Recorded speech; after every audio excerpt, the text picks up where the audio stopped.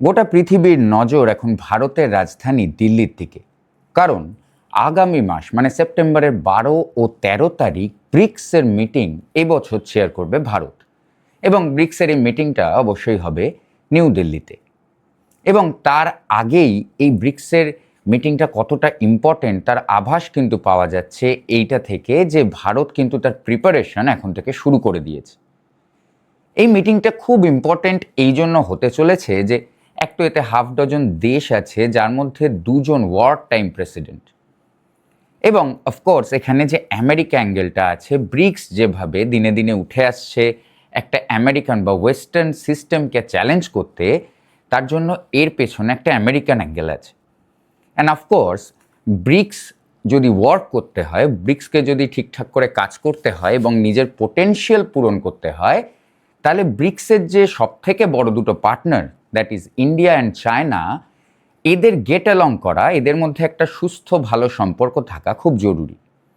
এবং সেই সব আভাসই কিন্তু অলরেডি পাওয়া যাচ্ছে। এবং আমরা আজকের ভিডিওতে এই ব্রিক্স নিয়ে, ব্রিক্স মিটিং যেটা আসছে সেটাকে অ্যানালাইজ করব। ব্রিক্সের মিটিং এক মাস পরে হলেও ভারতকে কিন্তু অলরেডি দেখা যাচ্ছে যে প্রোঅ্যাক্টিভলি ভারত কিন্তু কতগুলো স্টেপ নিচ্ছে, কতগুলো ডিপ্লোম্যাটিক টক অলরেডি ভারত শুরু করে দিয়েছে মিটিংটার বিল্ড আপে। প্রাইম মিনিস্টার মোদি তার দুজন ট্রাস্টেড অপারেটিভকে কিন্তু দুটো দেশে পাঠিয়েছেন। এস জয়শঙ্কর, ভারতের ফরেন মিনিস্টার, তিনি কিন্তু রাশিয়াতে ভিজিট করছেন, মস্কোতে, এবং তিনি দেখা করছেন ভ্লাদিমির পুতিনের সাথে, যিনি কিন্তু ব্রিক্সে আসবেন, এটা কনফার্মড। কিন্তু উল্টো দিকে একজন কনফার্মড নয়, সেটা হচ্ছে চাইনিজ প্রেসিডেন্ট শি জিনপিং। এবং এই চায়না ইস্যুটা হ্যান্ডেল করতে ভারত কিন্তু সব থেকে তার যে স্ট্র্যাটেজিক মাইন্ড এই মুহূর্তে অজিত ডোভাল, তাকে কিন্তু মোদি পাঠিয়েছেন চায়নাতে, যাতে চায়নার প্রেজেন্সটা ব্রিক্সে এনশিওর করা যায়। আচ্ছা, প্রথমে আসি রাশিয়ার বিষয়ে। জয়শঙ্কর রাশিয়ায় গিয়ে প্রাইম মিনিস্টার মোদির একটা পার্সোনাল লেটার কিন্তু ভ্লাদিমির পুতিনকে দিয়েছেন। এবং জয়শঙ্কর যেটা রিইটারেট করেছেন আবার, যে ভারতের সাথে রাশিয়ার যে ঐতিহাসিক সম্পর্ক, সেইটা কিন্তু এরকম একটা চ্যালেঞ্জিং গ্লোবাল টাইমেও অ্যাডাপ্ট করবে এবং সেইটা কিন্তু আরও মজবুত হবে। রাশিয়া ভারত টাইয়ে কিন্তু কোনো রকম সমীকরণের হেরফের হচ্ছে না, এমনটাই জানিয়েছেন আমাদের বিদেশমন্ত্রী। কিন্তু রাশিয়ার সাথে এই বন্ধুত্ব কিন্তু একটা অন্যদিকে ভারতকে বিপদে ফেলে সবসময়, যেটা হচ্ছে ইউএস কিন্তু এই রাশিয়ান তেল কেনা নিয়ে বহুদিন ধরে আপত্তি করছিল, যদিও তাকে মোটামুটি বুড়ো আঙুল দেখিয়ে ইন্ডিয়া রাশিয়ার থেকে তেল কিনেই চলেছে। এবং অত্যাধিক মাত্রায় কিন্তু ভারতবর্ষ রাশিয়া থেকে তেল কিনছে, যেটা ভারতবর্ষের সেলফ ইন্টারেস্টে। বাজারে গিয়ে কোন দোকান থেকে আমি কি কিনবো সেটা তো ইউএস ডিকটেট করবে না। হ্যাঁ, আগে করতে পারতো, কিন্তু এখন আর ইউএস এটা ডিকটেট করবে না। তো আমরা কিন্তু রাশিয়ান যে তেল কেনা, তার থেকে কিন্তু ভারতবর্ষ কাটব্যাক করেনি ট্রেমেন্ডাস ইউএস প্রেশারের আন্ডারেও। এবং এখন যেটা জানা যাচ্ছে যে ইউএস একটা মানে একটা বিল আনতে চলেছে, যাতে কিন্তু এই রাশিয়ান তেল কিনলে 100% ট্যারিফ ভারতের উপর লাগতে পারে। এবং এই 100% ট্যারিফ যদি সত্যিই লাগে, তাহলে সেটা ভারতের জন্য ক্ষতিকর, এটা আর আলাদা করে বলে দিতে হয় না।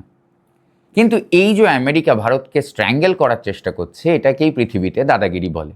যে তুমি ইরান থেকে তেল কিনতে পারবে না, তুমি রাশিয়া থেকে তেল কিনতে পারবে না, কিন্তু আমরা পৃথিবীতে যা ইচ্ছা তাই করতে পারবো। এই যে আমেরিকান হিপোক্রেসি, এইটাতে কিন্তু ভারত এবারে ব্লিঙ্ক করেনি। ভারত কিন্তু রাশিয়া থেকে তেল কেনা বন্ধ করেনি। 5 million barrel per day Bharat কিন্তু এই জুন আর জুলাই পিরিয়ডটা থেকে তেল ইম্পোর্ট করেছে নিজেদের দেশে। এবং এর মধ্যে 2.6 মিলিয়ন ব্যারেল কিন্তু রাশিয়ান তেল। অতএব আপনি বুঝতেই পাচ্ছেন যে ভারত আমেরিকার এই থ্রেটটাকে কিন্তু খুব একটা পাত্তা দেয়নি। হ্যাঁ, ভারত এটা নিয়ে ভোকালি খুব ঢাকঢোল পেটায়, কিন্তু ভারত চুপিসারে নিজের ইন্টারেস্টগুলো রক্ষা করে চলেছে এই রকম একটা পরিস্থিতিতে। কিন্তু আর একটা জায়গা যেখানে আমাদের অনেক কাজ করা বাকি, এই ইন্ডিয়া রাশিয়া নিয়ে যখন কথা বলছি, সেটা হচ্ছে আমাদের ট্রেড ডেফিসিট। ভারত আর রাশিয়ার bilateral trade is around $66 billion. তার মধ্যে 4.8 বিলিয়ন এইরকম একটা নাম্বার কিন্তু ভারতের। সো একটা হিউজ ট্রেড ডেফিসিট কিন্তু রাশিয়ার সাথে ভারতের আছে। এবং আগামী দিনে রাশিয়ার সাথে বিভিন্ন সমঝোতার মাধ্যমে আমাদের কিন্তু এই নাম্বারটাকে বাড়াতে হবে। কোনো দেশের সাথে এত বড় ট্রেড ডেফিসিট থাকা কিন্তু ভালো কথা নয়। জয়শঙ্কর কিন্তু রাশিয়াতে এবারে এই ইস্যুটা রেজ করেছে যে এই ট্রেড ডেফিসিট কমানোতেও কিন্তু এই দুটো দেশকে কাজ করতে হবে। মানে রাশিয়ার মধ্যে ভারতকে একটা মার্কেট তৈরি করতে হবে, যেখানে কিন্তু ভারতীয় গুড অ্যান্ড সার্ভিস আরও বেশি হারে রাশিয়া বিক্রি করা যায়। এবং সেটা কিন্তু আমাদের ডিফেন্স টেকনোলজি থেকেই আসতে পারে। এখন এটা শুনতে অবাক লাগছে যে রাশিয়া এত বড় একটা গ্লোবাল ডিফেন্স ম্যানুফ্যাকচারার এক্সপোর্টার, কিন্তু ভারতীয় ডিফেন্স নিয়ে যারা খবর রাখেন তারা জানেন যে সেই দিন কিন্তু খুব দূরে না যখন কিন্তু ভারত ও রাশিয়াকে ডিফেন্স সাপ্লাই করবে। এবারে আমরা আসি চায়নাতে। চায়নাতে আছেন ভারতের সবথেকে স্ট্র্যাটেজিক মাইন্ড এই মুহূর্তে অজিত ডোভাল। অজিত ডোভাল কিন্তু চাইনিজ ফরেন মিনিস্টারের সাথে তার যে কথাবার্তা এবং চাইনিজ ভাইস প্রেসিডেন্টের সাথেও তার দেখা করে কথাবার্তা বলার কথা। কী নিয়ে কথা হচ্ছে বর্ডার ডিসপিউটস নিয়ে। এবং এইটা কিন্তু 25th রাউন্ড, মানে এটা কিন্তু রেগুলারলি হতেই থাকে ভারত আর চায়নার মধ্যে।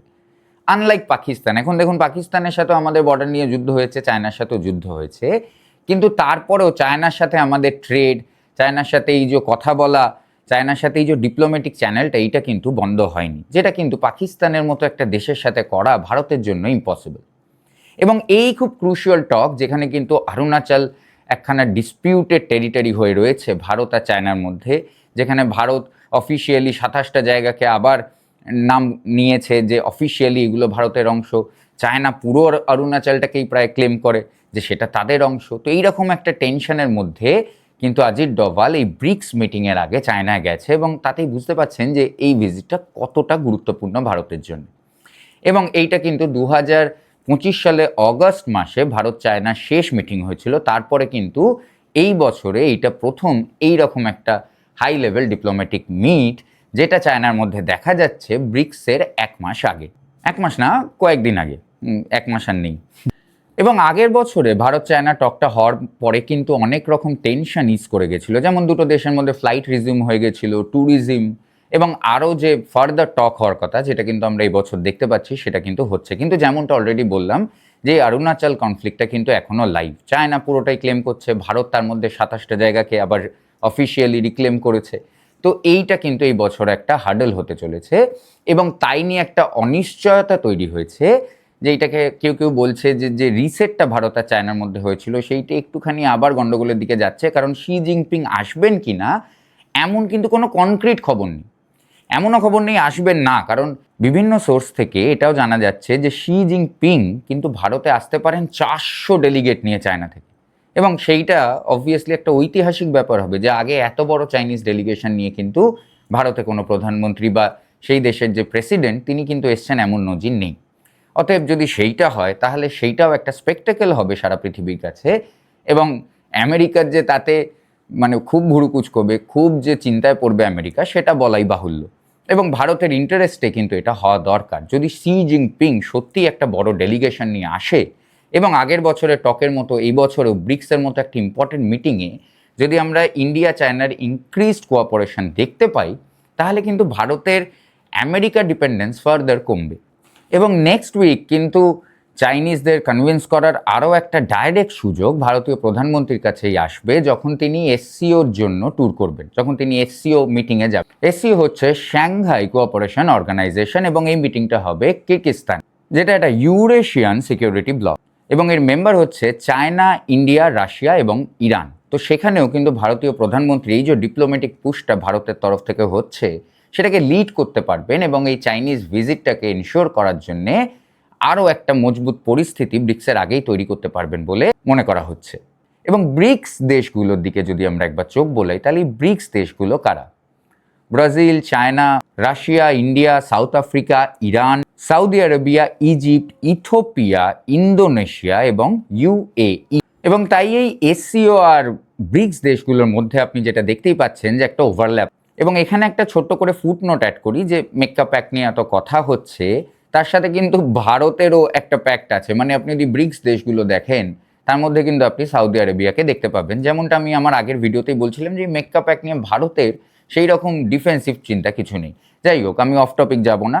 এই ব্রিক্স মিটিংটা ইম্পর্টেন্ট আরও একটা কারণে রাশিয়ার জন্য হতে চলেছে, কারণ রাশিয়া ইউক্রেনের মধ্যে কিন্তু একটা অ্যাক্টিভ যুদ্ধ চলছে, এবং আমেরিকার এগেনস্টে রাশিয়া এবং এই যে ব্লকটা তারা কিন্তু ব্রিক্সকে একটা অল্টারনেটিভ হিসেবে চায়। অর্থাৎ ব্রিক্সের পজিশন যদি আরও স্ট্রেংথেন করা যায়, তার জন্য কিন্তু রাশিয়ার কাছেও এটা একটা খুব বড় ফ্যাক্টর। কিন্তু ভারতের কাছে যেটা বড় ফ্যাক্টর সেটা হচ্ছে যে আমরা কিন্তু আগে দেখেছি প্রাইম মিনিস্টার মোদি আর শি জিনপিংয়ের মধ্যে যখন মিটিং হয়েছে, বিশেষ করে ব্রিক্সে হয়েছে, যেমন ধরুন কাজানে যখন মিটিং হয়েছে, বা আগেও আমরা যখন দেখেছি যে ডোকলাম স্ট্যান্ড অফের পরে যখন প্রাইম মিনিস্টার আর শি জিনপিংয়ের মিটিং হয়েছে, তখন কিন্তু এই দুটো দেশের যে সম্পর্ক সেটা কিন্তু অনেক জায়গায় শুধরেছে।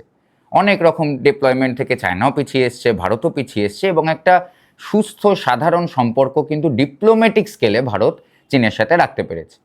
প্রোপাগেন্ডা মেশিনারি দুটো দেশেরই এবং তার যে মিডিয়া, এরা যে ভারত, চীন, অরুণাচল এইটা একটা কন্টেস্টেড রিজিয়ন, বাট এইটা কিন্তু পাকিস্তানের সাথে আমাদের যে কন্টেস্টেড রিজিয়ন তার থেকে ভীষণই আলাদা। এবং যেটা আমি প্রথমেই এই ভিডিওতে বললাম যে এই ব্রিক্স কাজ করার জন্য, যেমন আমরা অনেক দিন ধরেই শুনছি যে ব্রিক্স একটা অল্টারনেট পেমেন্ট সিস্টেম নিয়ে আসতে চায়, যেটা আমেরিকান পেমেন্ট সিস্টেমকে চ্যালেঞ্জ করবে পরবর্তীকালে, এবং ব্রিক্সের নিজের কারেন্সি হবে। কিন্তু এই ব্রিক্স যে জোটটা, এইটাকে ওয়ার্ক করার জন্য এর যে সব থেকে বড় দুটো পাওয়ার, সেটা হচ্ছে চায়না আর ইন্ডিয়া, তাদের মধ্যে একটা এক্সটেন্ডেড কোঅপারেশন কিন্তু দরকার। এই দুটো বড় এশিয়ান পাওয়ার যদি নিজেদের মধ্যে লড়াই করতে থাকে, তাহলে ব্রিক্স কোনো দিনই নিজের ট্রু পোটেনশিয়ালে পৌঁছবে না। এবং ব্রিক্স যদি নিজের ট্রু পোটেনশিয়ালে পৌঁছয়, তাহলে again the world order will be different. American যে হেজিমনি চলতে থাকে, সেইটার একটা রিয়েল চ্যালেঞ্জার তৈরি হবে এই এতগুলো দেশের দ্বারা। অতএব ভবিষ্যতের জন্য কিন্তু এই ব্রিক্স একটা খুব ইম্পর্ট্যান্ট অ্যালায়েন্স, যেটা হাতে গোনা কয়েকটা দেশকে নিয়ে শুরু হয়েছিল। আজ কিন্তু সেইটা প্রায় 11 এবং 12টা দেশ হয়তো তার অ্যালাইড মেম্বার, এবং আরও দেশ পরবর্তীকালে ব্রিক্সে মেম্বার হতে চায়। তাই নিজের ইন্টারেস্ট, নিজের বেট, নিজের রিস্ককে হেজ করার জন্যে, আমেরিকার এগেনস্টে একটা অপশন তৈরি করার জন্য ব্রিক্স কিন্তু সবার ইন্টারেস্টে কাজ করে, সেটা ভারত হোক, চায়না হোক, রাশিয়া হোক। এবং তাই জন্যই কিন্তু এই ব্রিক্স মিটিং, বিশেষ করে আজকের দিনে দাঁড়িয়ে, যেখানে রাশিয়া একটা যুদ্ধ চলছে, যেখানে ইউএস ইরানের একটা যুদ্ধ চলছে, এবং এই রাশিয়া আর ইরান দুজনেই কিন্তু ব্রিক্সের সদস্য, এবং তাই জন্যই গোটা পৃথিবী এখন ভারতকে নিয়ে ইন্টারেস্টেড। বিশেষ করে পরের মাসে 12 ও 13 তারিখ ব্রিক্সের ফাইনাল মিটিং যখন ভারতে হবে, তার থেকে কি ফলাফল বেরিয়ে আসে সেটা কিন্তু জিওপলিটিক্সের দুনিয়ায় অনেক কিছু নির্ধারণ করবে। এবং সেই ডিপ্লোম্যাটিক পুশটাতে কিন্তু ইন্ডিয়াকে প্রোঅ্যাক্টিভলি লিড করতে দেখা যাচ্ছে ব্রিক্সের আগে, এবং এতটাই প্রায়োরিটি দিয়ে এটাকে দেখা হচ্ছে যে আমরা অলরেডি যেটা দেখতে পাচ্ছি যে জয়শঙ্কর এবং অজিত ডোভাল, তারা কিন্তু দুজনে দুটো খুব ইম্পর্টেন্ট দেশে গিয়ে প্রি ব্রিক্স টক যেটা হয় সেটাই কিন্তু তারা করছেন, যাতে একটা স্মুথ সারফেস থাকে যখন ব্রিক্স হয় এবং ভারত নিজের পয়েন্টগুলো ঠিকঠাক করে রাখতে পারে।